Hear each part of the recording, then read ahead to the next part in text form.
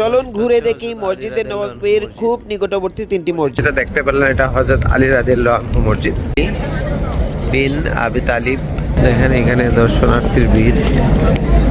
এই হচ্ছে মসজিদ। এই মসজিদটি মসজিদে নববীর দক্ষিণ দিকে হাঁটার দূরত্বে। এই সেই স্থানের সাথে সম্পর্কিত যেখানে হযরত আলী রাদিয়াল্লাহু ঈদের নামাজ বা কিছু জামাতে নামাজ আদায় করেছিলেন বলে ইতিহাসে উল্লেখ আছে। পরে উমাইয়া ও উসমানীয় যুগে এর স্মৃতি রক্ষা করে মসজিদটি পুনর্নির্মাণ করা হয়।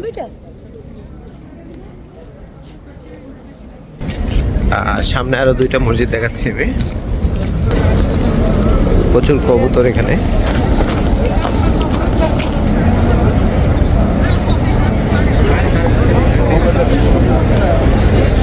আবু বকর মসজিদ।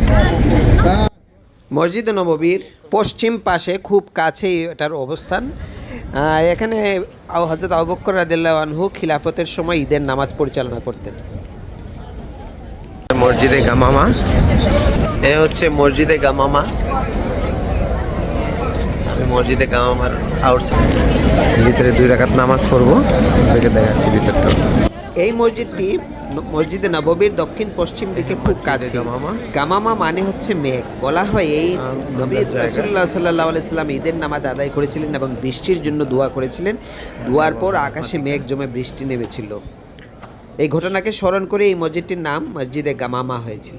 হ্যাঁ, মসজিদে নববী শুধু একটি মসজিদ নয়, এর চারপাশে ছড়িয়ে আসে ইসলামের ইতিহাসের অসংখ্য স্মৃতি। সো আপনারা যদি মসজিদে নববীতে জিয়ারত করেন তখন অবশ্যই আশেপাশের যে মসজিদগুলো সেগুলো ঘুরে দেখার চেষ্টা করুন। এটা হচ্ছে মসজিদে গামামার ভিতরের দৃশ্য। মুসল্লিরা নামাজরত অবস্থায় আছেন। কি সুন্দর ঐতিহ্যবাহী কারুকাজে করা এই মসজিদটি দেখেন। এটা বাহিরের দিক, প্রচুর ক্রাউড ছিল। সো কাইন্ডলি চ্যানেলটি সাবস্ক্রাইব করে সাপোর্ট করবেন। Thank you. আসসালামু আলাইকুম।